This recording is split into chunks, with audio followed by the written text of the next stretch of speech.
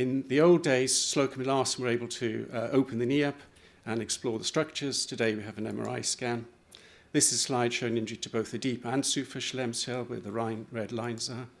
We can identify injury just to the deep MCL. It's usually on the femoral side, and this is a partial deep MCL. So our radiologist will help us with diagnosing MCL injuries. We did a study looking at 100 MCL injuries, ACL ruptures with associated MCL injury, and over 80% had some form of MCL, majority combined, with 13% had a deep MCL only injury. This is an interesting slide.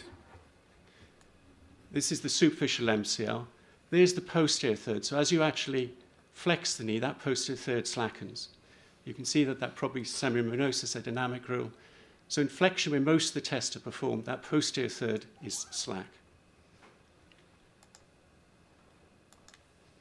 So coming through to the Rhidian Thomas test that John showed me all those years ago. In essence, it was a completely new way of examining the knee to me. Patient sits with their legs over the end of the couch, looking at you. It took me a couple of weeks to get this, but when you get it, it's a great way to examine the knee. Your knee needs to go to the lower tibia to stabilize that tibia. And then basically you do your standard anterior draw, but what you do is you can stabilize the medial compartment and do an anterior-posterior draw on the lateral compartment and vice versa for the medial.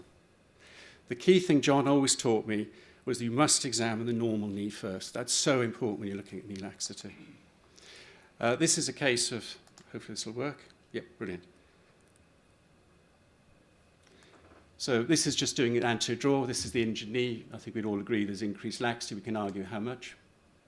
Now this is just to do that medial side. So I'm stabilizing the lateral compartment, and I'm just doing that rotation. You can see how much external rotation occurs with that medial, with that. I'll do it again. And also then this is the superficial MCL, standard way of doing it.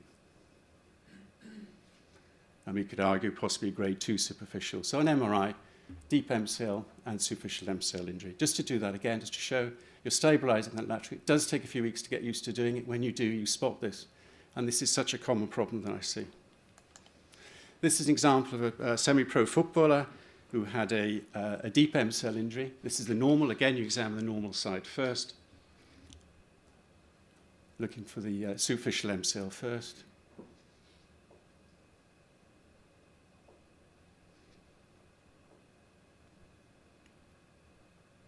And then I'll do the rotation.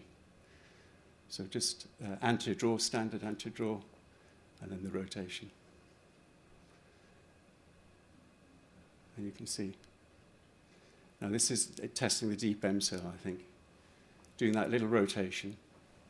And if we look at the injured, so this is no ACL, just a deep MCL injury.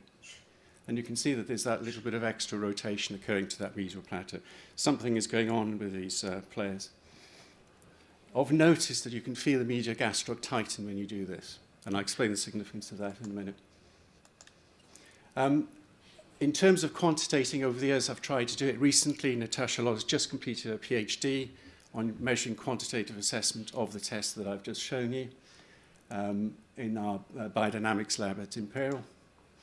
And this is she's just written a PhD and she's about to write various papers up. This is just some preliminary data.